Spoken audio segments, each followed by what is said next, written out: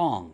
It's one of the first video arcade games ever, but this isn't your normal video game because I'm playing without my hands, using only what's right up here. This device is called the Neural Impulse Actuator, and we're putting it to the test to see if it can really harness the power of the mind.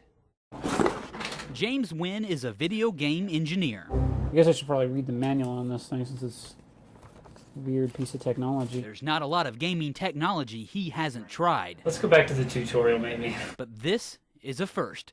The Neural Impulse Actuator, or NIA, promises to translate brainwaves into computer controls.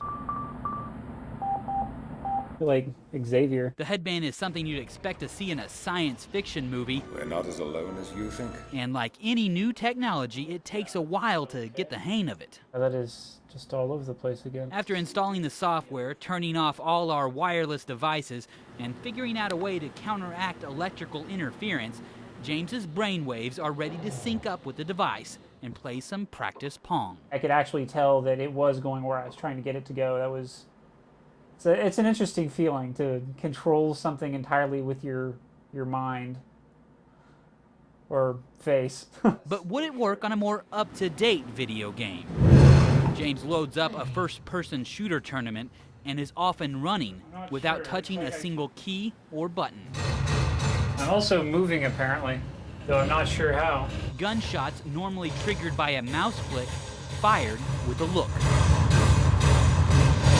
It's definitely very natural to, I don't know, just kind of scowl at something to wish it dead. But how is it working, and is it really reading James's mind? For the answer, we turn to Dr. Lei Ding, a biomedical engineer at the University of Oklahoma. The purpose of this kind of research study is to try to understand the signal generated by the brain. Then we can use this kind of signal to control the performance of the functions of the machine or computers. Dr. Ding says the NIA is most likely picking up on electrical signals from muscle movements made by the eye. The electrical signal generated by muscle fibers are much stronger than the electrical phenomena generated by the neuron. Dr. Ding's research is much more sophisticated.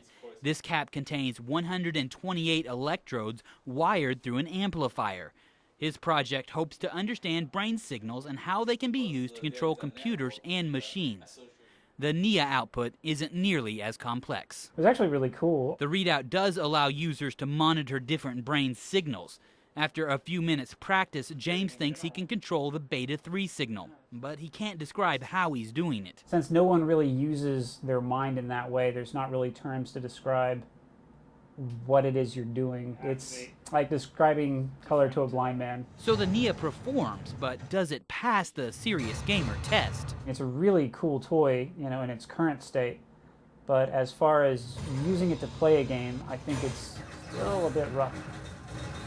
This device is not something you can master overnight, and at $100 each, it's not cheap. But James says it is cool enough that given a little more development, he might make the leap into mind games. Back to you.